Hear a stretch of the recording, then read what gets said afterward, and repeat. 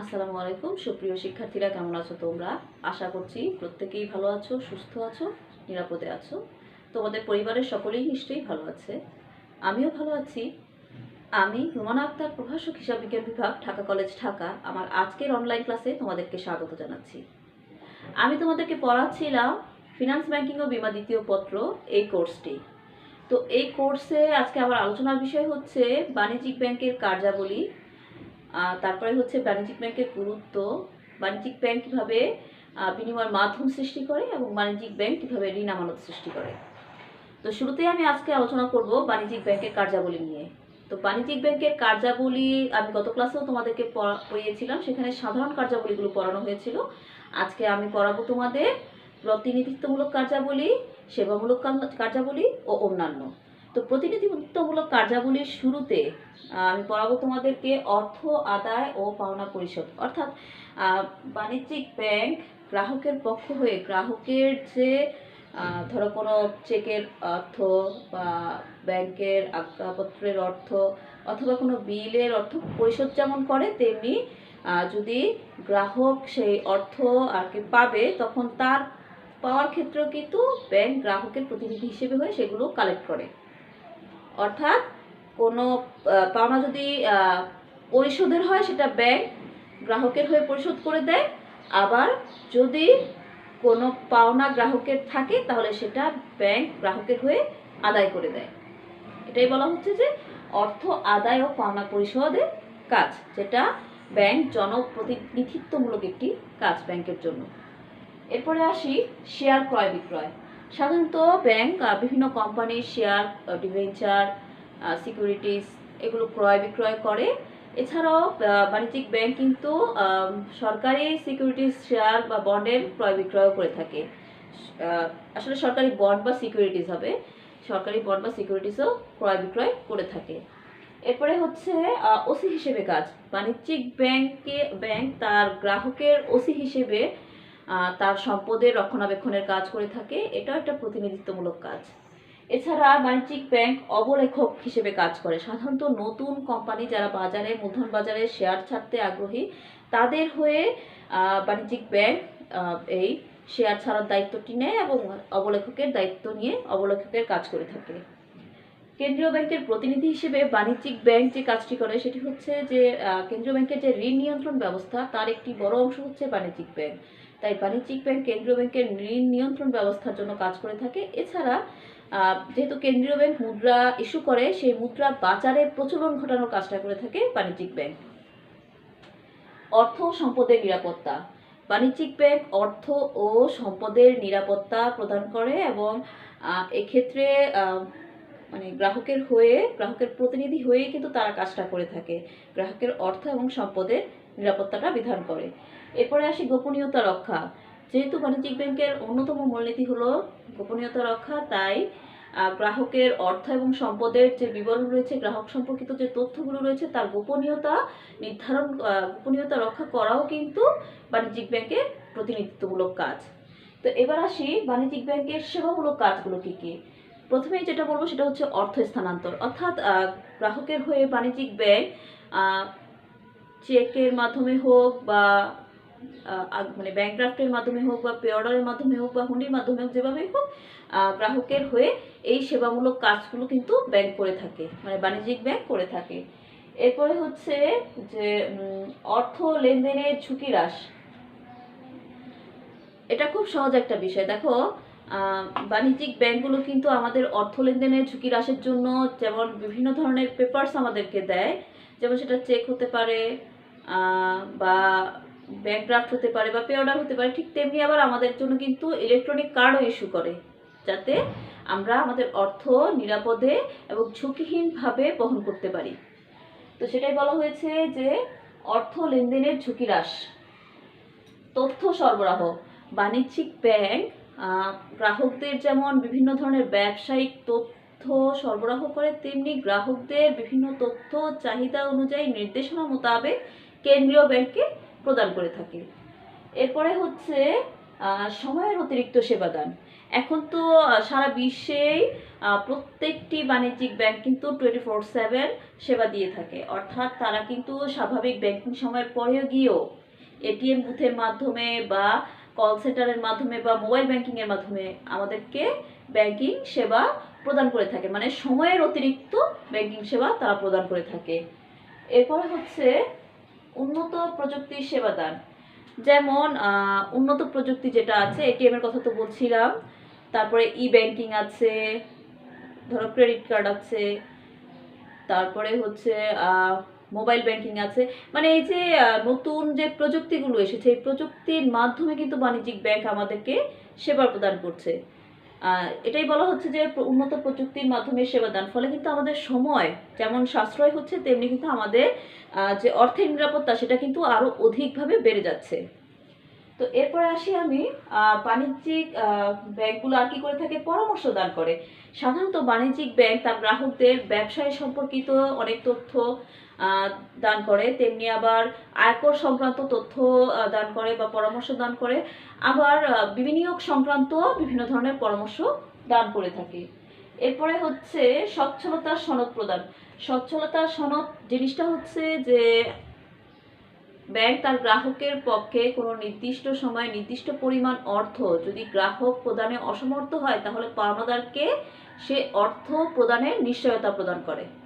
অর্থাৎ এখানে গ্রাহক যদি কোনো কারণে ব্যর্থ হয়, তাহলে ব্যাংক নিশ্চয়তা দেয় যে ব্যাংক তা পাওনাদারের মানে গ্রাহকের হয়ে অর্থ পরিশোধ করে দিবে। এটা কিন্তু পাওনাদারের জন্য একটি নিশ্চয়তা পত্র, এবং এই প্রয়োজনে কিন্তু পাওনাদারের নিশ্চয়তা পত্র ব্যাংকে জামানত হিসেবে রেখে অর্থ সংগ্রহ করতে পারে। তারপরে এটা হচ্ছে এটা হচ্ছে সচ্ছলতা সনদ। আমি যেটা বলছিলাম ওটা হচ্ছে নিরাপত্তা সনদ, এটা হচ্ছে সচ্ছলতা সনদ। যেটা বলছে যে ব্যাংক দেখা যায় যে কোনো গ্রাহকের যদি প্রয়োজন হয়, তাহলে সচ্ছলতা সনদ প্রদান করে। সাধারণত আমরা যেটা দেখি, স্টুডেন্টরা যখন বাইরে পড়তে যেত, সেখানে ব্যাংক সলভেন্সি রিপোর্ট দেখাতে হতো। তো এই সলভেন্সি রিপোর্ট কিন্তু ব্যাংক সরবরাহ করতো। তো এই ছিল আমাদের সেবামূলক কাজ। আর যে অন্যান্য কাজগুলো রয়েছে, সেই অন্যান্য কাজগুলোর ক্ষেত্রে যেটা আমি বলবো যে ব্যাংক বিভিন্ন ধরনের গবেষণা কাজ করে থাকে, তারপরে দরিদ্র ভাতা, মেধাবৃত্তি ইত্যাদি বিভিন্ন ধরনের অর্থনৈতিক কাজগুলোও করে থাকে, যেটা তার ব্যাংকিং এর সাথে সরাসরি জড়িত না, সামাজিক কার্যগুলো এগুলো। আর একটা কাজ করে থাকে, সেটা হচ্ছে যে ব্যাংক নির্দিষ্ট সময়ান্তে বিভিন্ন ধরনের সাময়িকী, বুলেটিন এগুলো প্রকাশ করে থাকে। তো এই ছিল আমার ব্যাংকের কার্যাবলী। এবার আসি বাণিজ্যিক ব্যাংকের গুরুত্ব।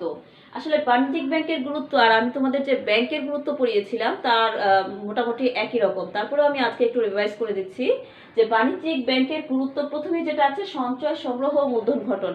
সাধারণত ব্যাংক তার আমানত মানে আমানত সংগ্রহের মাধ্যমেই তো তহবিল গঠন করে, এই তহবিল থেকেই তো সে ঋণ প্রদান করে, তাই না? তার মানে ব্যাংক কি করে, যে দেশের আনাচে কানাচে ছড়িয়ে থাকা ক্ষুদ্র ক্ষুদ্র যে সঞ্চয়গুলো রয়েছে, সেই সঞ্চয়গুলোকে সংগ্রহ করে সে এই মানে একটা বড় ধরনের তহবিল গঠন করে, এবং সেই তহবিল থেকে সে কিন্তু যারা প্রয়োজনীয় ঋণ গ্রহীতা তাদেরকে ঋণ প্রদান করে, এবং ব্যাংক কিন্তু এই আমানতকৃত অর্থের ওপর আবার সুদ প্রদান করে। তো এটাই বলা হচ্ছে যে একটি দেশের জন্য মানে মূলধন যতটা গঠন হবে, তো মানে যত বেশি মূলধন গঠন হবে, তাদের ব্যাংকিং সেক্টর কিন্তু তত বেশি স্ট্রং হবে। এবং এই মূলধন গঠনের জন্যই মূলত ব্যাংকগুলো কি করে, সঞ্চয় সংগ্রহ করে এবং মূলধন গঠন করে। তারপরে হচ্ছে ঋণ দান ও বিনিয়োগ। বাণিজ্যিক ব্যাংক কিন্তু কি করে, যে যেটা বলছিলাম, যাদের ঋণ প্রয়োজন সেই সব ব্যক্তি বা প্রতিষ্ঠানকে ঋণ প্রদান করে, এবং সেই ঋণ প্রদান করে লাভজনক খাতে, এবং যেখান থেকে অর্থ ফেরত পাওয়ার সম্ভাবনা সবচেয়ে বেশি থাকে, সেই খাতগুলোতে কিন্তু বাণিজ্যিক ব্যাংক স্বল্প মেয়াদে যদি অর্থ সংকুলান হয় বা তহবিলের পরিমাণ বেশি হয়, তাহলে তারা কিন্তু মধ্যমেয়াদী বা দীর্ঘমেয়াদী ঋণও প্রদান করে থাকে মানে লাভজনক খাতে। তো এটাই বলা হচ্ছে যে ঋণ দান ও বিনিয়োগও বাণিজ্যিক ব্যাংকের একটি অত্যন্ত গুরুত্বপূর্ণ কাজ। আসলে একটি দেশের অর্থনীতির চাকা সচল থাকে কখন, যখন ব্যবসায়ীরা তাদের ব্যবসায় কার্যক্রম পরিচালনা করার জন্য পর্যাপ্ত মূলধন নিজেদের হাতে পায়। তো এটা পায় কার মাধ্যমে, এটা কিন্তু বাণিজ্যিক ব্যাংকের মাধ্যমেই পেয়ে থাকে। এরপরে আসি বিনিময় মাধ্যম সৃষ্টি। বাণিজ্যিক ব্যাংকের অন্যতম গুরুত্বপূর্ণ যে বিষয়টি সেটি হচ্ছে বিনিময়ের মাধ্যম সৃষ্টি করে। আমি আগেই বলেছি বাণিজ্যিক ব্যাংক মুদ্রা ইস্যু করে না, কিন্তু তারা বিনিময়ের মাধ্যম সৃষ্টি করে। তাহলে এই বিনিময়ের মাধ্যমটা কি? বিনিময়ের মাধ্যমটা হচ্ছে যে অর্থের মানে নগদ সমতুল্যতার মতো কোনো ডকুমেন্টস বা দলিলাদি তারা প্রদান করে। যেমন চেক, এটা কি? প্রাপককে অর্থ প্রদানের শর্তহীন নির্দেশনামা। এই যে চেক, এটা কি? ধরো যদি যে কোনো গ্রাহকের ব্যাংকিং নেটওয়ার্কের আওতায় থাকে, তাহলে চেক প্রদানের সাথে সাথে বা কিছু সময়ের মধ্যে কিন্তু ওই অর্থ গ্রাহকের অ্যাকাউন্টে জমা হয়ে যায়, তাই না?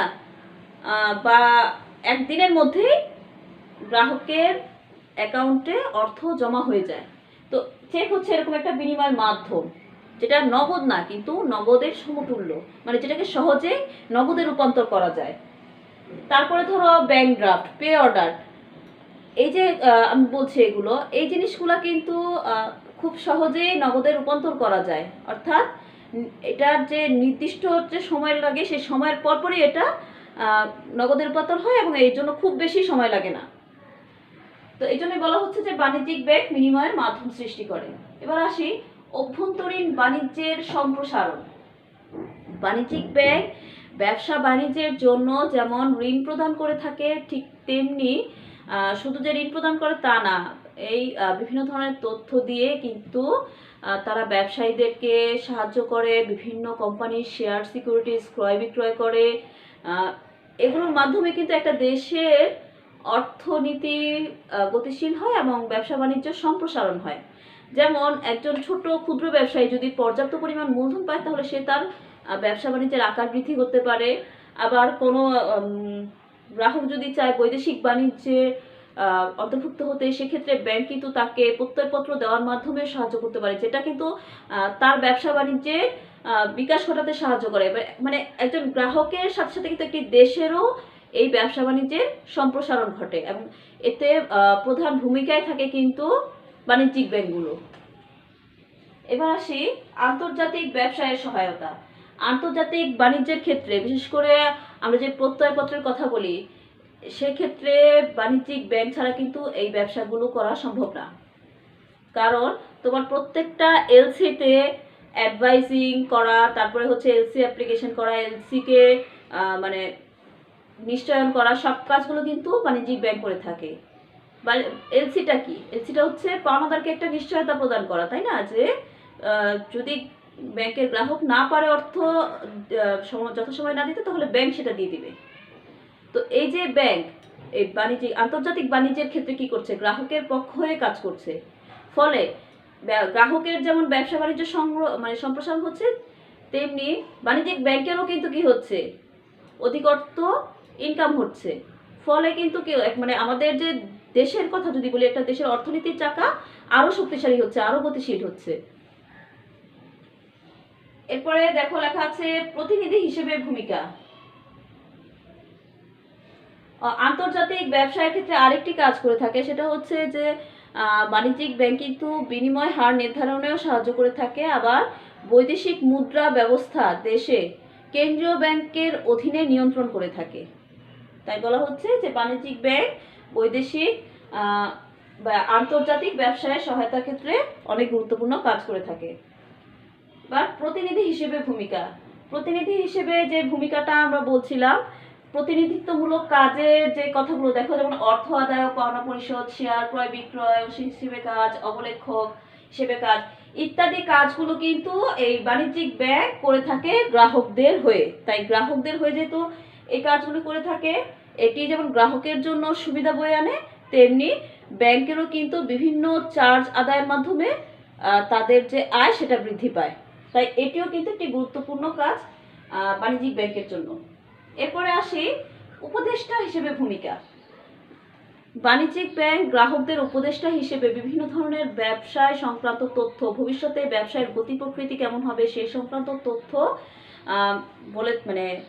প্রদান করে থাকে গ্রাহকদের। ঠিক তেমনি আবার বিভিন্ন আয়কর বা বিভিন্ন নীতিমালার পরিবর্তন হলে সেই পরিবর্তিত নীতিমালাগুলোর তথ্য গ্রাহকদের প্রদান করে থাকে। এছাড়া বিনিয়োগের জন্য কোন কোন ক্ষেত্রগুলো মানে কোম্পানির বিশেষে বা কোম্পানির সেক্টর অনুযায়ী কোন কোন ক্ষেত্রে বিনিয়োগ করলে কোম্পানিগুলো বেশি লাভবান হবে, সে ধরনের তথ্য এবং পরামর্শ কিন্তু বাণিজ্যিক ব্যাংক গ্রাহকদের দিয়ে থাকে, যেটা তাদের জন্য অত্যন্ত গুরুত্বপূর্ণ হয়ে থাকে। এরপরে আসি কর্মসংস্থান।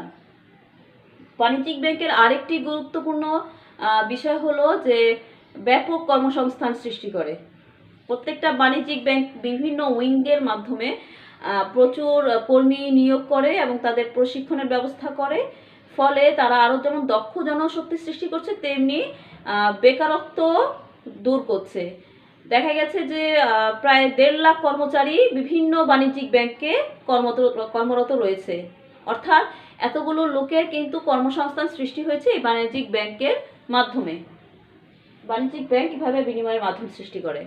তো আমি তোমাদেরকে আগেই যেহেতু বলেছি যে কেন্দ্রীয় ব্যাংক মুদ্রা ইস্যু করে, কিন্তু মুদ্রার প্রচলন ঘটায় বাণিজ্যিক ব্যাংক। তো বাণিজ্যিক ব্যাংক মুদ্রা যেহেতু প্রচলন ঘটায়, পাশাপাশি যেহেতু গ্রাহকদের নগদ অর্থ নিয়ে বহন করার ক্ষেত্রে অনেক সময় ঝুঁকি থাকে, সেহেতু সেই ঝুঁকিকে কিছুটা নিরসন করার জন্য জনগণ বা গ্রাহকের আস্থা বজায় রাখার জন্য সহজে প্রচলনযোগ্য বিভিন্ন দলিলাদি বাণিজ্যিক ব্যাংক ইস্যু করে থাকে, যা প্রায় নগদের সমতুল্য, অর্থাৎ এগুলোকে সহজে নগদায়ন করা যায়। তো তেমনই কিছু বিষয় নিয়ে এখন আলোচনা করব যে বাণিজ্যিক ব্যাংক কিভাবে আসলে বিনিময়ের মাধ্যম সৃষ্টি করে। দেখো, 1 নম্বরে লিখেছি চেক। চেক হচ্ছে কি? চেক হলো আমানতকারী কর্তৃক প্রাপককে চাহিদা মাত্র অর্থ প্রদানের শর্তহীন নির্দেশনামা। অর্থাৎ যে প্রাপকের বরাবরে চেক গ্রাহক ইস্যু করে, সেই চেক মানে উপস্থাপনের সাথে সাথে অর্থ উত্তোলনের সুযোগ পাবে প্রাপক। এছাড়া যদি অন্য কোনো মানে যদি সেটা ক্লিয়ারিং চেক হয়, তাহলে সেই ক্লিয়ারিং চেকের ক্ষেত্রে সেই চেকটি গ্রাহক তার অ্যাকাউন্টে জমা দিলে তার ব্যাংকটি যদি নেটওয়ার্কের মধ্যে থাকে, তাহলে সেটা খুব অল্প সময়ের মধ্যেই কিন্তু তার অ্যাকাউন্টে ক্রেডিট করা হবে, অর্থাৎ চেকের অর্থ তার হিসাবে ক্রেডিট করা হবে। তার মানে চেক হচ্ছে এমন একটি লিখিত শর্তহীন দলিল যেটি প্রাপক যখন মানে চাহিদা মাত্র প্রদান করা মাত্রই তার অর্থ উত্তোলনের সুযোগ পাবে। সেটা সাথে সাথে হতে পারে, অথবা ক্লিয়ারিং চেক হলে সেটা নির্দিষ্ট সময় পরে হতে পারে। তাই বলা হচ্ছে যে বাণিজ্যিক ব্যাংকের বিনিময়ের মাধ্যম সৃষ্টির অন্যতম হাতিয়ার হলো চেক। এবার আসি পে অর্ডার। দেখো, পে অর্ডার কি? পে অর্ডার হচ্ছে যে একজন গ্রাহক ব্যাংকে যদি তার অ্যাকাউন্ট থাকে, সেও পে অর্ডার করতে পারবে, অ্যাকাউন্ট না থাকলে সেও পে অর্ডার করতে পারবে। তো একজন গ্রাহক প্রথমে গিয়ে ব্যাংক থেকে একটা নির্দিষ্ট ফর্ম পূরণ করে পে অর্ডার প্রাপকের অনুকূলে পে অর্ডারের অর্থ জমা দিবে এবং নির্দিষ্ট ফর্ম পূরণ করে জমা দিবে। ব্যাংক দেখা গেছে যে প্রাপকের অনুকূলে সেই পে অর্ডার ইস্যু করবে। ইস্যু করার পর সেই ইস্যুকৃত যে দলিলটি থাকবে, সেই দলিলটি প্রাপককে পাঠিয়ে দিবে গ্রাহক, এবং পরে প্রাপক সেই দলিল ব্যাংকে নিয়ে সেটাকে নগদায়ন করে নেবে অথবা তার অ্যাকাউন্টে অর্থ স্থানান্তর করাবে। মানে বিষয়টা হচ্ছে এরকম যে এটা একটা দলিল, যে দলিলের মাধ্যমে ব্যাংকের গ্রাহক সে তার প্রাপককে অর্থ প্রেরণের নির্দেশ প্রদান করছে। তার মানে এখানে কিন্তু ক্যাশ টাকার বিষয় নেই, এটাও একটা কাগজ যেটা নগদে মানে নগদের সমতুল্য, অর্থাৎ এটাকেও কিন্তু নির্দিষ্ট সময়ের মধ্যে নগদে রূপান্তর করা যায়। এরপরে হচ্ছে এটিএম কার্ড। আমি এখানে এটিএম কার্ড লিখেছি, আসলে এখানে 2 ধরনের কার্ডের কথা লেখা উচিত ছিল, সেটা হচ্ছে ডেবিট কার্ড এবং ক্রেডিট কার্ড। আমরা এটিএম কিন্তু কি অটোমেটেড টেলার মেশিন, এটা একটা মেশিন যেখানে আমরা ডেবিট কার্ড ঢুকিয়ে সেখান থেকে অর্থ উত্তোলন করি, তাই না? তো এটাও কিন্তু বিনিময়ের একটা মাধ্যম, যে একটা কার্ডের মাধ্যমে আমি অর্থ উত্তোলন করছি, তাই এটাও কিন্তু বিনিময়ের সৃষ্টির একটা মাধ্যম। আবার ক্রেডিট কার্ড ব্যাপারটা কি? এটা হচ্ছে ব্যাংক আমাকে জমাতিরিক্ত অর্থ উত্তোলনের সুযোগ দিচ্ছে নির্দিষ্ট সীমা পর্যন্ত, যাতে আমি যখন কোনো কেনাকাটা করতে যাচ্ছি আমার হাতে হয়তো টাকা নেই, কিন্তু সেই ক্রেডিট কার্ডটা দিয়ে আমি কিন্তু আমার লেনদেন কার্যটি সম্পাদন করতে পারছি, অর্থাৎ নগদের কাজটি কিন্তু হচ্ছে।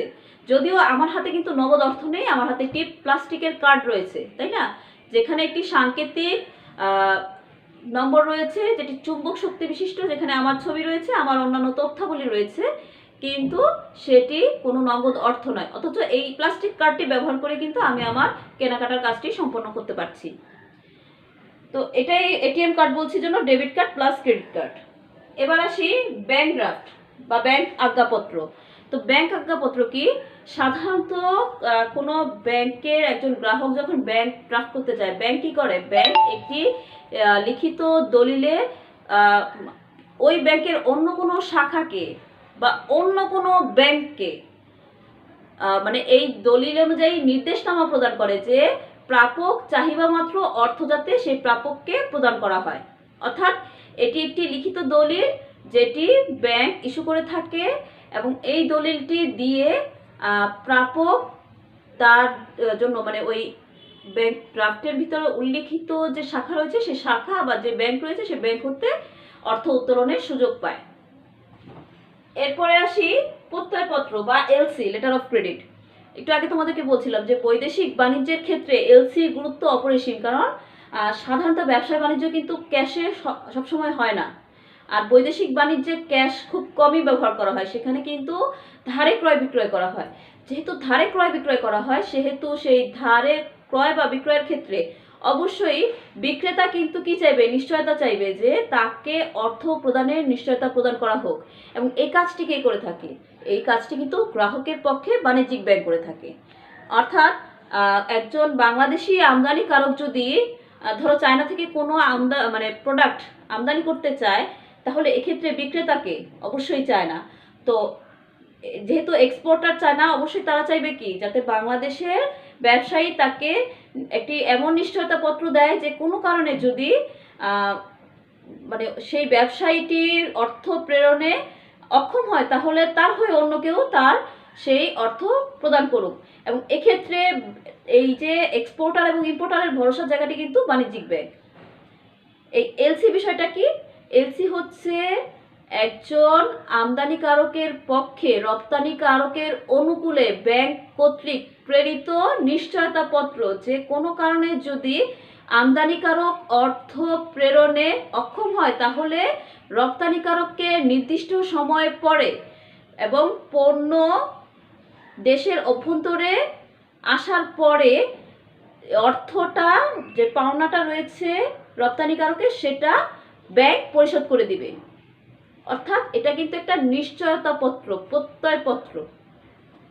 এটাও কিন্তু মানে বিনিময়ের মাধ্যম সৃষ্টি করে। কারণ দেখো যে প্রথমে যখন ফরমায়েশ হয়, টেন্ডারটা হয় বা ক্রয়াদেশ দেয় ইম্পোর্টার, সেই ক্রয়াদেশের সাথে সাথেই কিন্তু এলসিটাও ওপেন করতে হয়।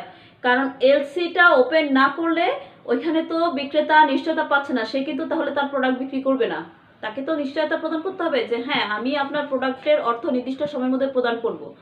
তো এই যে নিশ্চয়তা, এই নিশ্চয়তা প্রদানের জন্য যে পত্রটি, সেটি হচ্ছে প্রত্যয়পত্র, এবং এর মাধ্যমে কিন্তু নগদ অর্থ যাচ্ছে না, যাচ্ছে কি? একটি দলিল, যেটি নগদায়ন হবে নির্দিষ্ট সময় পরে। সেজন্য এটিকেও বলা হচ্ছে যে বাণিজ্যিক ব্যাংকের বিনিময়ের মাধ্যম সৃষ্টির অন্যতম একটি উপকরণ। তো এরপরে আসি আমরা ব্যাংক নিশ্চয়তা সনদ। ব্যাংক নিশ্চয়তা সনদ হচ্ছে এমন একটি সনদ যেটা বৈদেশিক বাণিজ্যের ক্ষেত্রে না, সব ক্ষেত্রেই যদি একজন গ্রাহক তার পাওনাদারকে অর্থ পরিশোধে ব্যর্থ হয়, তাহলে ব্যাংক সেই গ্রাহকের হয়ে ওই প্রাপককে বা পাওনাদারকে অর্থ পরিশোধ করবে এ মর্মে নিশ্চয়তা প্রদান করা। এবং এক্ষেত্রে পাওনাদারের যদি সেই নির্দিষ্ট সময়ের আগেই অর্থের প্রয়োজন হয়, তাহলে সে ওই নিশ্চয়তা পত্রটি বা ব্যাংক গ্যারান্টি পত্রটি কোনো ব্যাংকে জামানত হিসেবে জমা রেখে অর্থ উত্তোলন করতে পারবে। যেহেতু এখানে ব্যাংক গ্যারান্টি পত্রটিও কোনো নগদ অর্থ নয়, তাই এটিও একটি বিনিময়ের মাধ্যম। বাণিজ্যিক ব্যাংকে যখন গ্রাহক অর্থ আমানত হিসেবে জমা রাখে, সেই আমানতকৃত অর্থের উপর কিন্তু বাণিজ্যিক ব্যাংক একটি নির্দিষ্ট হারে সুদ প্রদান করে। তো যেহেতু নির্দিষ্ট হারে সুদ প্রদান করতে হয়, তাহলে সেই অর্থটাকে, সেই আমানতকৃত অর্থটাকে কিন্তু বাণিজ্যিক ব্যাংক অলস হিসেবে ফেলে রাখে না। তো যেহেতু ফেলে রাখে না, তাহলে সে কি করে? সেই অর্থ থেকে কিন্তু ঋণ প্রদান করে। তো এখন আমরা পড়বো যে বাণিজ্যিক ব্যাংক ঋণ আমানত কিভাবে সৃষ্টি করে সে সম্পর্কে। বাণিজ্যিক ব্যাংক সাধারণত বিভিন্ন হিসাবের মাধ্যমে অর্থ সংগ্রহ করে আমানতকারীদের কাছ থেকে। সেটা হতে পারে চলতি, সেটা হতে পারে স্থায়ী, সেটা হতে পারে সঞ্চয়ী। তো এই যে 3 ধরনের অ্যাকাউন্ট থেকে যে অর্থ সংগ্রহ করলো, প্রত্যেকটা অ্যাকাউন্টের অর্থ কিন্তু গ্রাহক একসাথে উত্তোলন করে না, আবার সবসময় জমা দিয়ে ফেলেও রাখে না, তাই না? যখন প্রয়োজন হয় তখন উত্তোলন করে। তো এই যে বিভিন্ন হিসাবের মাধ্যমে যে অর্থগুলো সংগ্রহ করলো বাণিজ্যিক ব্যাংক, সেই হিসাবগুলোর পরিমাণ, গ্রাহকদের তথ্য, তাদের অর্থ উত্তোলনের তথ্য সম্পর্কে কিন্তু বাণিজ্যিক ব্যাংক সব ধরনের খবর রাখে।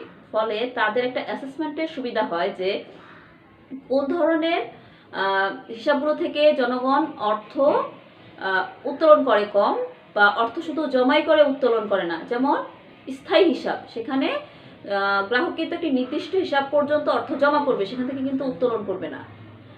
আবার সঞ্চয় হিসাবে দেখা গেছে যে মানে গ্রাহক সবসময় অর্থ উত্তোলন করে না, কিন্তু চলতি হিসাবে দেখা যায় গ্রাহক অলওয়েজ অর্থ উত্তোলন করে, জমাদান করে, মানে এই প্রক্রিয়ার মধ্যে চলতে থাকে। তো এই যে তথ্যগুলো ব্যাংকের কাছে থাকে, সেই তথ্যগুলোর উপর ভিত্তি করে কিন্তু বাণিজ্যিক ব্যাংক অবশ্যই কিছু নগদ রিজার্ভ রাখে, তারল্য, ব্যাংকের জন্য যেটা তারল্য, সেটা সিআরআর হতে পারে, এসএলআর হতে পারে। এই সিআরআর এবং এসএলআর এর পরিমাণ যা থাকুক, যেটা ধরো বাংলাদেশের ক্ষেত্রে 20% ধরলাম, তো এই 20% অর্থ তারা নগদ রেখে বাকি অর্থ কিন্তু তারা বিভিন্ন খাতে ঋণদান করে এবং বিনিয়োগ করে। তো এই যে ঋণদান এবং বিনিয়োগ এর মাধ্যমে কিন্তু আসলে ঋণ আমানত সৃষ্টি হয়। কিভাবে সৃষ্টি হয়? তাহলে আমরা এখন ঋণ আমানত যে সংখ্যাটা বাণিজ্যিক ব্যাংকের, সেটাই যাই। যে অভিনব পন্থায় বাণিজ্যিক ব্যাংক ঋণ হতে আমানতের সৃষ্টি করে, অর্থাৎ নগদে ঋণের অর্থ প্রদান না করে গ্রাহককে বা ঋণদাতাকে তার একটি হিসাব ওই ব্যাংকে খোলার পর সেই অ্যাকাউন্টে অর্থ স্থানান্তরের মাধ্যমে নতুন করে আমানতের সৃষ্টি করে, সেই প্রক্রিয়াটিকেই বলা হচ্ছে ঋণ আমানত সৃষ্টি। আমি যদি সহজ করে বলতে যাই, তাহলে ব্যাংকগুলো সাধারণত যে ঋণ প্রদান করে গ্রাহকদেরকে, সেই ঋণের টাকাটা কিন্তু নগদে বা একসাথে প্রদান করে না। প্রথমে তারা কি করতে বলে যে তাদের একটি অ্যাকাউন্টে সেই ঋণের মানে অ্যাকাউন্ট খোলার জন্য, তাদের ব্যাংকে একটি অ্যাকাউন্ট খোলার জন্য সেই অ্যাকাউন্টে তারা ঋণের অর্থটা স্থানান্তর করে, এবং সেখান থেকে ঋণ গ্রহীতা সে মানে তার প্রয়োজন অনুযায়ী ঋণের অর্থ উত্তোলন করে। এবং দেখা যায় যে সে কিন্তু সব অর্থ একসাথে উত্তোলন নাও করতে পারে। তার মানে যে পরিমাণ অর্থ থেকে যাচ্ছে, সেই অর্থটাকে কিন্তু আবার আমানত হিসেবে ব্যবহার করা যাচ্ছে। আর আমি যেটা একটু আগে বলছিলাম যে সব হিসাবের গ্রাহক কিন্তু একসাথে টাকা উত্তোলন করে না। তার মানে কি, এই যে বিভিন্ন গ্রাহকের অর্থ জমা রাখছে, সেই জমার পরিমাণ থেকে প্রত্যেকটা হিসাব থেকে কিন্তু 20% বা 10%, এক এক দেশের যে সিস্টেম রয়েছে নগদ তারল্য সংরক্ষণের, সেই রেট অনুযায়ী কিন্তু অর্থ মানে সংরক্ষণ করা হয়। তো দেখা গেছে যে ব্যাংকগুলো কি করে, একজন ঋণ গ্রহীতার আমানতের অর্থ মানে ঋণ গ্রহীতার হিসাবে যে ঋণের অর্থটা আমানত হিসেবে প্রেরণ করা হচ্ছে, সেখানেও কিন্তু তারা ওই রেটে অর্থ রেখে বাকি অর্থটা আবার অন্যদেরকে ঋণ হিসেবে প্রদান করতে পারে। এবং যখন ওই ঋণ হিসাবে ঋণ গ্রহীতা তার প্রয়োজনীয় অর্থ উত্তোলন করতে চায়, তখন কিন্তু যেহেতু অন্যান্য হিসাবেও অনেক অর্থ তারল্য হিসেবে রাখা হয়েছে, সেখান থেকে কিন্তু সংস্থান করা হয়। অর্থাৎ একটা ঋণ হিসাবে যে পরিমাণ অর্থ ব্যাংক প্রদান করলো, স্থানান্তর করলো, সেটাকে আবার আমানত হিসেবে ব্যবহার করতে পারে, এবং সেটাকে আবার পুনরায় ঋণ দেয়। মানে ঋণ থেকে আমানত, আমানত থেকে আবার ঋণ, মানে এই প্রক্রিয়াটাই হচ্ছে ঋণ আমানত সৃষ্টির প্রক্রিয়া। তো এইটির ক্ষেত্রে আবার দুটি কৌশল ব্যবহার করে ব্যাংক। কি? সেটা হচ্ছে প্রথমে যেটা বলা হচ্ছে যে ঋণের মাধ্যমে ঋণ আমানত সৃষ্টি। ঋণের মাধ্যমে কিভাবে? আমি যেটা তোমাদেরকে বলছিলাম, যেহেতু একজন ঋণ গ্রহীতাকে ব্যাংক সরাসরি ঋণের অর্থ নগদে প্রদান করে না, সেহেতু তাকে কি করতে হয়, ওই ব্যাংকে একটি অ্যাকাউন্ট খুলতে হয়, হিসাব খুলতে হয়, সেই হিসাবে ঋণের অর্থ স্থানান্তর করতে হয়, এরপরে গিয়ে ঋণ গ্রহীতা সেখান থেকে অর্থ উত্তোলন করে, তাই না? তো ঋণ গ্রহীতা অর্থ উত্তোলনের আগ পর্যন্ত সেখানে কি করে, সেই অর্থ তো অলস ফেলে রাখে না, তাই না? যেহেতু আমানতকারীদেরকে ব্যাংকের সুদ দিতে হয়, সেহেতু তাকে তো অর্থ ইনকাম করতে হবে। অলস অর্থ ফেলে রাখলে তো আর সেই ইনকামটা ব্যাংক করতে পারবে না।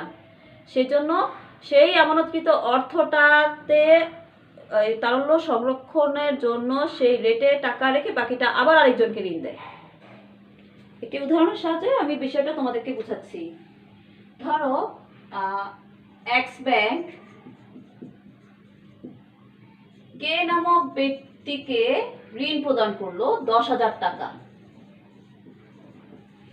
এখন যেহেতু কে নামক ব্যক্তিকে 10,000 টাকা ঋণ প্রদান করলো, তাহলে ঋণের মাধ্যমে ঋণ আমানত সৃষ্টি প্রক্রিয়ায় এই 10,000 টাকা থেকেই কিন্তু সে আবার আমানত সৃষ্টি করতে পারবে এবং সেই আমানত থেকে আবার ঋণ সৃষ্টি করতে পারবে। তো এই যে 10,000 টাকা কে নামক ব্যক্তির অ্যাকাউন্টে হস্তান্তর করা হলো, ব্যাংক সেটা যখন তাকে হস্তান্তর করলো, এটা এক্সের ব্যাংকের অ্যাকাউন্টে আমানত হিসাবে জমা হলো। তাহলে এখন এই 10,000 টাকার ধরো 20% নগদ তারল্য সংরক্ষণ করতে হবে। তো এই যে 20% নগদ তারল্য সংরক্ষণ করতে হলে তখন এই 10,000 টাকার উপর 20% নগদ তারল্য বাদ দিয়ে যে টাকাটা থাকে, ধরি সেটা হচ্ছে 8,000 টাকা। এই 8,000 টাকা আবার ওয়াই নামক ব্যক্তিকে ব্যাংক ঋণ হিসেবে প্রদান করলো, অর্থাৎ ওয়াই নামক ব্যক্তির ব্যাংক হিসাবে এই 8,000 টাকা স্থানান্তর করা হলো। সেই একই প্রক্রিয়ায় আবার তার এই 8,000 টাকার উপর 20% কেটে রেখে বাকি যে টাকাটা সেটা হয়তো জেড নামক ব্যক্তিকে ঋণ হিসেবে প্রদান করা হলো। অর্থাৎ এই যে একজনকে যখন ঋণ দিল সেখান থেকে নগদ তারল্য জমা রাখার যে বিধান, সেই বিধান অনুযায়ী কেটে রেখে বাকি টাকাটা পুনরায় কিন্তু আবার কি করতে পারে, অন্য একজন ব্যক্তি বা প্রতিষ্ঠানকে ঋণ হিসেবে প্রদান করা যায়। অর্থাৎ ঋণ থেকে আমানত, আমানত থেকে ঋণ সৃষ্টি করা হলো। আমি বারবার বলছি যে নগদ তারল্য জমা অর্থ কেটে রাখা, আসলে কেটে রাখা বিষয়টা হচ্ছে এই পরিমাণ অর্থ ব্যাংক তার অ্যাকাউন্টে বিধিবদ্ধভাবে জমা রাখবে, আর বাকি টাকা সে ঋণ হিসেবে অন্য কোনো ব্যক্তিকে বা প্রতিষ্ঠানকে প্রদান করতে পারবে। তো এই যে বিষয়টা আমি তোমাদেরকে বুঝাচ্ছি, এটা কিন্তু একটা সূত্রের সাহায্যে খুব সহজেই বোঝানো যায়। যেমন সূত্রটি হচ্ছে সিএম সমান সমান 1/r। এখানে সিএম হচ্ছে ক্রেডিট মাল্টিপ্লায়ার বা ঋণ বহিত গুণিতক সৃষ্টি করা। আই হচ্ছে এখানে আমার যে প্রথম ঋণ, যে পরিমাণ অর্থ ব্যাংক প্রদান করলো সেই অর্থের পরিমাণটা, আর এখানে আর হচ্ছে required liquidity ratio, required liquidity reserve ratio. তো এখন আমরা যদি এই বিষয়টাকে আলোচনা করতে যাই, সূত্রের মাধ্যমে ফেলতে যাই, তাহলে দেখো আমার আয় আছে 10,000 টাকা আর আর আছে 20%। তাহলে আমার আসলো কত, 50,000 টাকা। অর্থাৎ 10,000 টাকা যদি আমানত থাকে, তাহলে সেই 10,000 টাকাকে যদি ব্যাংক ঋণ হিসাবে প্রদান করে কোনো ব্যক্তিকে বা প্রতিষ্ঠানকে, তাহলে সেই 10,000 টাকা থেকে আবার 50,000 টাকা পর্যন্ত ঋণ আমানত সৃষ্টি করা যাবে। তাহলে বিষয়টা হচ্ছে কি, দেখো বিষয়টা হচ্ছে যে এখানে 5 গুণ পর্যন্ত কি করা যাচ্ছে, ঋণের পরিমাণ বৃদ্ধি করা যাচ্ছে। 10,000 টাকা থেকে 50,000 টাকা, মানে 5 গুণ পরিমাণ বৃদ্ধি পাচ্ছে।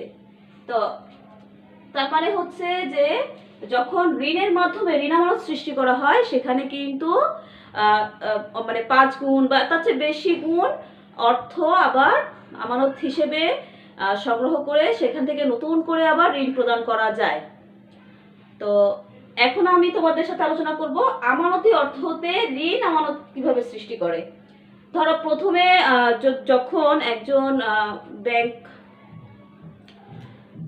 একটা ব্যাংক কি করে, প্রথমে বিভিন্ন হিসাবের মাধ্যমে যেহেতু অর্থ সংগ্রহ করে সেটাকে কিন্তু আমানত বলে। সেই আমানত থেকে কিন্তু ব্যাংক তহবিল গঠন করে এবং সেই তহবিল থেকে বিধিবদ্ধ তারল্য জমা রেখে বাকি অর্থটা কিন্তু ঋণ হিসাবে প্রদান করে।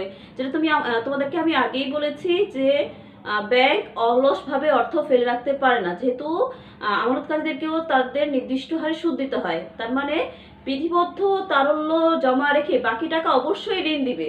তার মানে আমানত থেকে কিন্তু ঋণ বা বিনিয়োগ সৃষ্টি হচ্ছে, তাই না?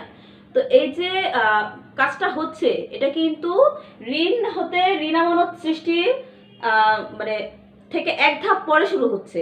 মানে এখানে আমানতকে ঋণে পরিণত করে তারপরে আমানত সৃষ্টি। আর আগে যেটা পড়াছিলাম সেটা হচ্ছে ঋণ হতে ঋণ আমানত সৃষ্টি। তো সেখানে আমি কি বলছিলাম যে যদি 20% বিধিবদ্ধ রেশিও থাকে, মানে সিআরআর এসএলআর থাকে, তাহলে সেখানে প্রায় 5 গুণ পর্যন্ত ঋণ আমানতের পরিমাণ বৃদ্ধি করা যায়। কিন্তু এখানে যেহেতু এক ধাপ পরে এই ঋণ আমানত সৃষ্টির কাজটা শুরু হচ্ছে, সেহেতু এখানে কিন্তু এটা কম হবে। দেখো সূত্রের মাধ্যমে আমি দেখাচ্ছি যে কি পরিমাণ ঋণ আবর্তিত হবে, ঋণ আমানত আবর্তিত হবে। এখানে সূত্র হবে সিএম সমান সমান 1 আর আর মাইনাস 1 না, আসলে আই। এটা তো আই মানে তো আমরা জানি যে 10,000 টাকা, আর আর যদি 20% হয় আর মাইনাস হচ্ছে 10,000 টাকা, তাহলে দেখো আমাদের অ্যান্সারটা হচ্ছে 40,000 টাকা। অর্থাৎ আমার যেহেতু এটা আমানত থেকে ঋণে পরিণত করে আবার আমানতে পরিণত করতে হয়, যেহেতু আমার কাজটা এক ধাপ পরে শুরু হচ্ছে, সেহেতু এখানে কিন্তু আমার ঋণের পরিমাণ কত গুণ বৃদ্ধি পাচ্ছে? 4 গুণ বৃদ্ধি পাচ্ছে। অর্থাৎ এটা আমার শুরুতে একটা আমানত, এই যে আমানতের টাকাটা বাদ দেওয়ার পরে কিন্তু আমার আসলে কি হচ্ছে, ঋণের কার্যক্রমটা শুরু হচ্ছে, তাই না? তার মানে ঋণ আমানত সৃষ্টিটা আমার এখানে কিন্তু কম হচ্ছে। আগে যেখানে আমার 5 গুণ হয়েছিল আর ঋণের মাধ্যমে ঋণ আমানত সৃষ্টি, এটা হচ্ছে ঋণের মাধ্যমে ঋণ আমানত সৃষ্টি।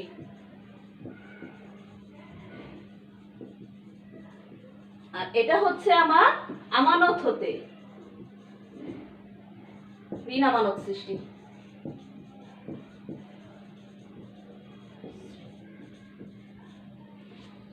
তো আমি যদি একটু বিশদভাবে তোমাদের সাথে ব্যাখ্যা করতে চাই, তাহলে আমি একটা উদাহরণ দিয়ে তোমাদেরকে বুঝিয়ে দেই।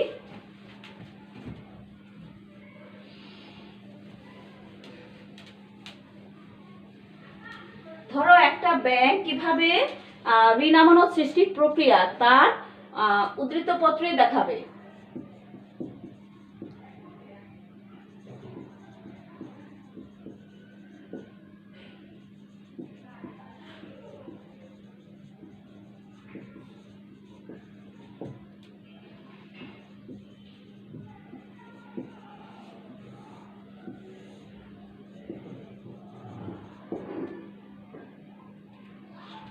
ধরো আমি ক নামক ব্যক্তিকে যদি 10,000 টাকা, আচ্ছা আমি 10,000 টাকা জায়গায় 1,000 টাকা ধরি, তাহলে সুবিধা হবে, অথবা 10,000 টাকাই ধরি।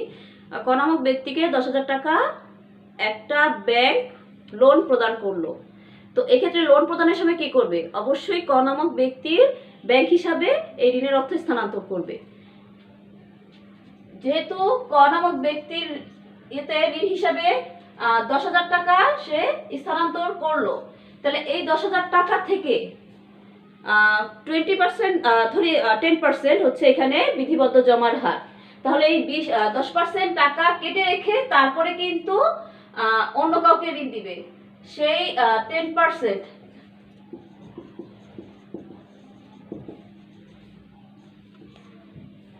ধরলাম 1,000 টাকা, 1,000 টাকা। হ্যাঁ, এই যে 1,000 টাকা, এই 10,000 টাকা থেকে এই 1,000 টাকা বিধিবদ্ধ তারল্য কেটে রেখে বাকি টাকাটা কিন্তু অন্য কোনো ব্যক্তি বা প্রতিষ্ঠানকে ঋণ হিসাবে প্রদান করবে।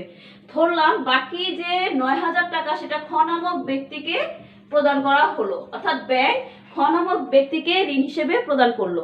যেহেতু খ নামক ব্যক্তিকে ঋণ হিসেবে প্রদান করলো, তাহলে এটা ক্ষয়ের হিসেবে গিয়ে কি হলো, ক্ষয়ের হিসেবে ব্যাংক আমানত হিসেবে স্থানান্তর করলো।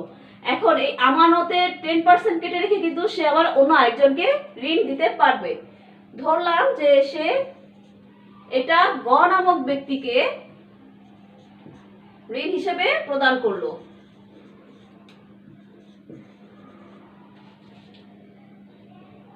ঠিক আছে, গ নামক ব্যক্তিকে ঋণ হিসাবে প্রদান করলো। তো এখন তাহলে গ নামক ব্যক্তিকে যদি ঋণ হিসাবে প্রদান করতে যায়, তাহলে আমাকে কি করতে হবে? এই যে 900 টাকা থেকে 9,000 টাকা বাদ দিয়ে 8,100 টাকা ঋণ হিসাবে প্রদান করবে। তাহলে গকে দিল কত? 8,100 টাকা। এখন এই 8,100 টাকা যদি ব্যাংক আমানত হিসেবে ধরে, তাহলে সে কি করবে? এটাকে আবার কাকে, মানে ধরো খ নামক ব্যক্তিকে যদি ঋণ দেয়, তাহলে সেক্ষেত্রে কি হবে? দেখো, খ নামক ব্যক্তিকে ঋণ দিতে গেলে 8,100 টাকার মানে 810 টাকা কেটে রেখে বাকি ৭,২৯০ টাকা ঋণ দিতে হবে, তাই না? তাহলে আমি ধরলাম ৭,২৯০ টাকা। তো এই যে ৭,২৯০ টাকা ঋণ হিসেবে প্রদান করলো, ঠিক আছে, ৭,২৯০ টাকা ঋণ হিসাবে প্রদান করা হলো। এখন আমি ব্যাংক যদি আবার চিন্তা করে যে আবার অন্য কোনো ব্যক্তিকে ঋণ দিতে, তাহলে এটাকে আবার আমানত হিসেবে ব্যবহার করে এখান থেকে ঋণ সৃষ্টি করতে পারবে। তো দেখলাম যে ও নামক ব্যক্তিকে ব্যাংক আবার এই ৮১০ টাকা বাদ দিয়ে ঋণ প্রদান করছে কত? ৭,২৯০ টাকা। এখন হলো ৭২৯ টাকা 10%-এ। তাহলে ৭,২৯০ টাকা থেকে ৭২৯ টাকা বাদ দিয়ে বাকিটা থেকে আবার ব্যাংক কি করতে পারে? ঋণ আমানত সৃষ্টি করতে পারে এবং সেটা ও নামক ব্যক্তিকে ঋণ হিসাবে প্রদান করতে পারে। তাহলে কত টাকা দিল? ৬,৫৬১ টাকা। এভাবে প্রত্যেকবার ব্যাংক কি করবে? ব্যাংক ঋণ আমানত সৃষ্টি করবে। এখন দেখো আমি একটা জিনিস এখানে করেছি, সেটা হচ্ছে আমি দায়ের ঘরে লিখেছি, সম্পদের ঘরে লিখেছি, আবার এখানে ঋণ যেটা সেটাও প্রদান করেছি, তাই না? আমরা কি জানি? অবশ্যই A equals to, তাই না, L প্লাস E। তো এখানে আমার লায়াবিলিটি কি আছে? দায়ের ঘরে আমি এই যে বিভিন্ন ব্যক্তিকে ঋণ দেওয়া হলো, তাদেরকে কি পরিমাণ ঋণ দেওয়া হলো, সেই তাদের ঋণের যে হিসাব, সেখানে আমানত হিসেবে ব্যাংক কি পরিমাণ টাকা স্থানান্তর করেছে তার অ্যামাউন্ট লিখেছি। কারণ যখনই এই আমানতের টাকা কোনো গ্রাহকের অ্যাকাউন্টে গেছে, তখন কিন্তু সেটা ব্যাংকের জন্য দায় হয়ে গিয়েছে। আবার যখন ঋণ হিসেবে প্রদান করেছে, তখন সেটা কিন্তু সম্পত্তি হিসেবে তারা লিপিবদ্ধ করেছে তাদের ব্যালেন্স শিটে। তো সেজন্য আমি ঋণ হিসাবটা সম্পদের ঘরে লিখেছি। আর নগদ তারল্যটাও কিন্তু ব্যাংকের জন্য সম্পদ, কারণ এটা ব্যাংক নগদ হিসেবে এখানে সংরক্ষণ করেছে, তাই এটা ব্যাংকের জন্য সম্পদ। আর যেহেতু আমানতটা দায়, তাহলে আমানত এবং এই যে নগদ তারল্য এবং ঋণ, এটা কিন্তু সমান হওয়ার কথা। আসলে আমরা একটু যোগ করি, তাহলে বুঝতে পারবো যে সমান হয়েছে কিনা। এখানে আছে ৩৪,৩৯০, ৩৪,৩৯০, তাই না? আর এখানে কত আসতেছে? টোটাল ৩,৪৩৯ টাকা। আর এখানে আসতেছে তিনটা মিলে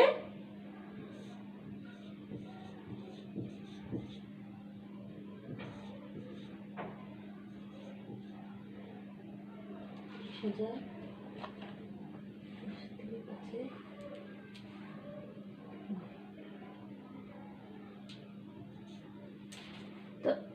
দেখো আমাদের যে হিসাবটা আমরা করলাম, ব্যাংক যে বারবার ঋণ আমানত সৃষ্টি করলো, সেখানে কিন্তু দায়ের সাইড এবং সম্পদের সাইড মিলে গেছে, তাই না? একদম সমান সমান হয়েছে। অর্থাৎ ব্যাংক কিন্তু চারবারে যে পরিমাণ আমানত সংগ্রহ করেছে, তার সাথে কিন্তু তার সম্পদের পুরোপুরি মিল আছে। বিষয়টা একটু খেয়াল করো। তো এখানে যে শুধু আমি চারবার দেখিয়েছি, এটা কিন্তু বারবার ব্যাংক দিতে পারবে যতক্ষণ পর্যন্ত এই যে প্রাথমিক জমা ১০,০০০ টাকা, তার সাথে সর্বশেষ নগদ তারল্য এক সমান না হয়। অর্থাৎ যখনই নগদ তারল্য সংরক্ষণ ১০,০০০ টাকা হয়ে যাবে, তখনই কিন্তু এই ঋণ আমানত সৃষ্টি প্রক্রিয়াটা শেষ হয়ে যাবে। তো এই যে ঋণ আমানত সৃষ্টির এই প্রক্রিয়াটাকে ডিপেন্ড করতেছে কিন্তু মূলত বিধিবদ্ধ যে তারল্য সংরক্ষণের হার রয়েছে তার উপর। অর্থাৎ CRR SLR এর যে রেট, সেই রেটের উপর নির্ভর করে কোনো ব্যাংক কি পরিমাণ ঋণ আমানত সৃষ্টি করতে পারবে। এটা প্রত্যেকটা দেশে কিন্তু ভ্যারি করে। যেমন লন্ডনে হচ্ছে 10% নগদ বা বিধিবদ্ধ নগদ তারল্য জমা রাখার হার, আর বাংলাদেশে সেটা প্রায় 20%। তো এই জন্য বলছি যে এই ঋণ আমানত সৃষ্টির প্রক্রিয়াটা মূলত এই বিধিবদ্ধ তারল্য সংরক্ষণের উপর নির্ভর করে। এখন এই যে আমি তোমাদেরকে এটা বুঝালাম, এটা তো ব্যাংকের উদ্ধৃত পত্রে বুঝালাম। এবার দেখি ব্যাংক যে ঋণ আমানত সৃষ্টি করে, সেই ঋণ আমানত সৃষ্টির একটা বিবরণী। ঋণ আমানত সৃষ্টির বিবরণীতে দেখো আমি প্রথমে লিখেছি যে আমানত আবর্তন, অতিরিক্ত চাহিদা আমানত, নগদ তরল জমা, অতিরিক্ত ঋণ। দেখো আমাদের ব্যাংকিং সেক্টরে একটা ব্যাংক শুধু বা একক ব্যাংক তার শাখা বা শাখা ব্যাংক শুধু তাদের শাখায় কিন্তু ঋণ বিতরণ করে না, তাই না? প্রত্যেকটা ব্যাংকই দেখা যায় যে ঋণ বিতরণ করে ঋণ গ্রহীতাদের কাছে, এবং এটা একটা আন্তঃব্যাংকিং সিস্টেম। তো এই আন্তঃব্যাংকিং সিস্টেমে হয়তো একজন ব্যাংক একজন গ্রাহকের হিসাবে ঋণের অর্থ প্রদান করলো, সেখানে কিন্তু সেই গ্রাহক ঋণের অর্থ উত্তোলন করে আবার অন্য আরেক ব্যাংকে গিয়ে তার পাওনা পরিশোধ করতে পারে। ধরো কোনো একজন ইন্ডাস্ট্রিয়ালিস্ট বা ব্যবসায়ীকে যদি ব্যাংক ঋণ প্রদান করে, তাহলে সে অবশ্যই চেকের মাধ্যমে তার অর্থ উত্তোলন করবে, এবং করে কিন্তু সে যে কাঁচামাল ক্রয় করলো বা তার প্রোডাকশন কস্ট কিন্তু সে বিয়ার করবে, তাই না? তো এক্ষেত্রে কি করে যে ব্যবসায়ীরা কিন্তু সেই ঋণের অর্থ মানে উত্তোলন করে কিন্তু তারা অন্য ব্যাংকে চেকের মাধ্যমে অর্থ পরিশোধ করে।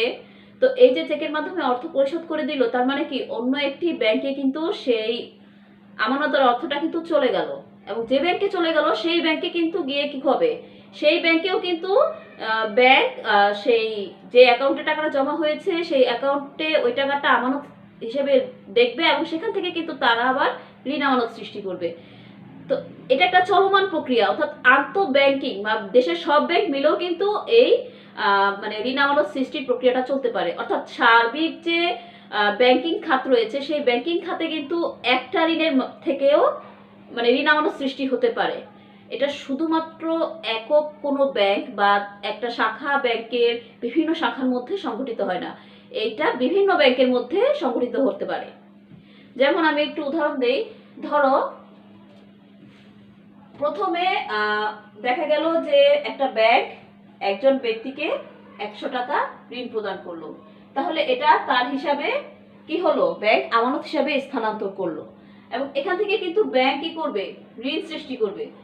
ধরলাম যে এখানে আমার সিআরআর এসএলআর 20%, আমি কিন্তু লিখেছি দেখো নগদ তরল জমা 20%, তাহলে 100 টাকা থেকে 20 টাকা রেখে বাকি 80 টাকা কি করবে, ঋণ হিসাবে প্রদান করা যাবে।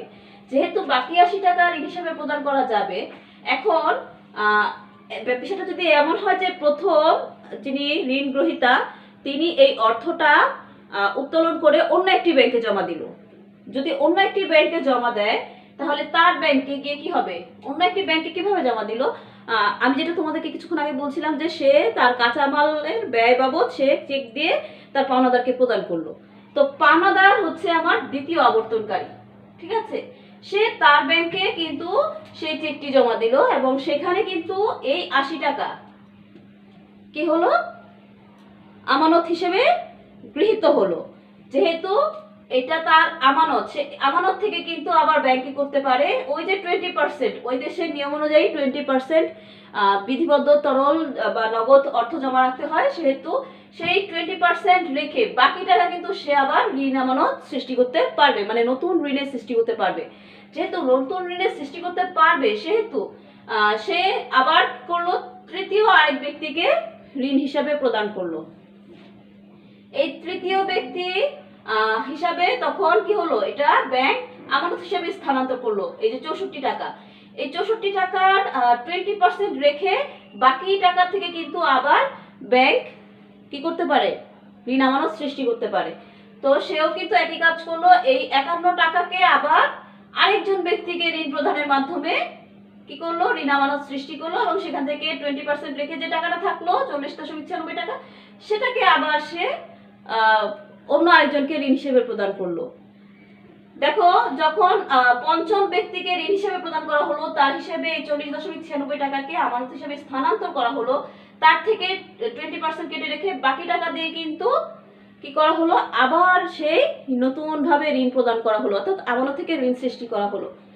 একটা সময় হবে যে যখন এই অতিরিক্ত ঋণের পরিমাণ যেটা হচ্ছে সেটা প্রধান আমানতের 4 গুণ পর্যন্ত বৃদ্ধি পাবে, এবং নগদ ও তরল জমা যেটা হবে তার মোট যে পরিমাণ সেটা প্রাথমিক জমার সমান হবে। অর্থাৎ এই যে 100 টাকা প্রথমবার কি করা হয়েছে, যে ব্যাংক প্রথম যে ব্যক্তিকে ঋণ দিয়েছিল তার হিসাবে কিন্তু এই 1000 টাকা আমানত হিসাবে স্থানান্তর করা হয়েছিল, সেই প্রাথমিক আমানতটা সমান হবে কি আমার নগদ ও তরল জমা। যখনই এই দুটো সমান হয়ে যাবে তখনই কিন্তু ঋণ আমানত সৃষ্টির যে প্রক্রিয়া সেটা কিন্তু সমাপ্তি ঘটবে।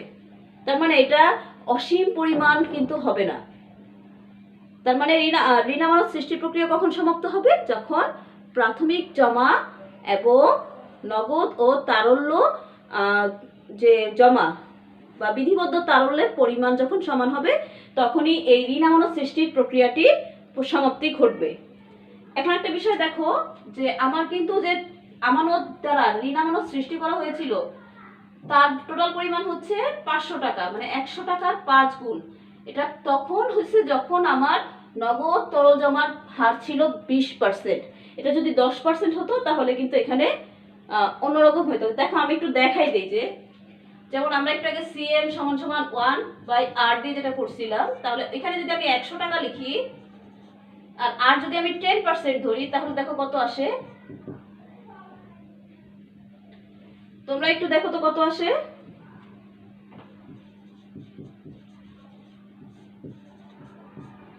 10 10 100 মানে প্রায় 1000, তাই না? এখানে 20% নগদ ও তরল জমার কারণে আমার টোটাল ঋণ আমানত সৃষ্টি করা যাবে কত টাকার? 500 টাকার। কিন্তু এটা যদি আমার 10% হইতো তাহলে কিন্তু এখানে 1000 টাকার ঋণ আমানত সৃষ্টি করা যেত। তার মানে এটা নির্ভর করছে কিসের উপর? আমার নগদ ও তরল জমার যে বিধিবদ্ধ হার রয়েছে তার উপর, যেটাকে আমরা CRR SLR বলে থাকি। তো এখানে আমরা যেটা দেখলাম যে আমার চাহিদা আমানতে যে 500 টাকা হয়েছে, মানে টোটাল আমি এই 500 টাকা ঋণ আমানত সৃষ্টি করতে পারবো। এবং এটার সাম্যাবস্থায় রয়েছে কি দেখো, নগদ ও তরল জমা প্লাস আমার অতিরিক্ত যে ঋণ সৃষ্টি হয়েছে সেটা। তার মানে আমার অতিরিক্ত ঋণ সৃষ্টির পরিমাণ তার সাথে যদি আমি নগদ ও তরল জমা যোগ করি তাহলে আমি কি পাচ্ছি? আমার ঋণ সৃষ্টি মানে ঋণ আমানত সৃষ্টির যে টোটাল পরিমাণ সেই টাকাটা আমি পাচ্ছি। তো এই যে আমি বারবার বলছি প্রত্যেকটা ব্যাংক ঋণ থেকে আমানত সৃষ্টি করে, এটা কিন্তু সবসময় সহজ বা সাবলীল গতিতে হয় না। এখানে কিছু সীমাবদ্ধতা থাকে। যেমন অপর্যাপ্ত যদি তহবিল গঠন করা হয়, অর্থাৎ একটা ব্যাংক যদি পর্যাপ্ত পরিমাণে মূলধন গঠন করতে না পারে তাহলে কিন্তু সে কিন্তু পর্যাপ্ত পরিমাণ ঋণ দিতে পারে না, ফলে ঋণ আমানত সৃষ্টির ক্ষেত্রেও কিন্তু সেটা বাধাগ্রস্ত হয়, তাই না? আবার জনগণের অসচেতনতা বা সচেতনতার অভাব থেকেও কিন্তু এই ঋণ আমানত সৃষ্টিটা বাধাগ্রস্ত হয়, কারণ অনেকেই ব্যাংকে লেনদেন করতে চায় না, তারা তাদের সঞ্চিত অর্থ ব্যাংকে রাখতে চায় না। এছাড়াও আমি যেটা বারবার বলছিলাম যে ব্যাংকের যে CRR SLR এর হার যদি বেশি হয় তাহলে ঋণ আমানত সৃষ্টির ক্ষেত্রেও কিন্তু সেটা নেগেটিভ ইফেক্ট করে। এছাড়া আরো একটি বিষয় আছে যে কেন্দ্রীয় ব্যাংকের নীতি। কখনো কখনো কেন্দ্রীয় ব্যাংক ঋণ নিয়ন্ত্রণের জন্য কঠোর অবস্থানে যায় বিধায় দেখা যায় যে তাদের নীতির পরিবর্তন হলে সেটা কিন্তু এই ঋণ আমানত সৃষ্টির উপরও প্রভাব ফেলে। তো আজকে এই পর্যন্তই ছিল তোমাদের সাথে আমার ক্লাস। প্রত্যেকে ভালো থাকো, সুস্থ থাকো, সকলকে ধন্যবাদ। আল্লাহ হাফেজ।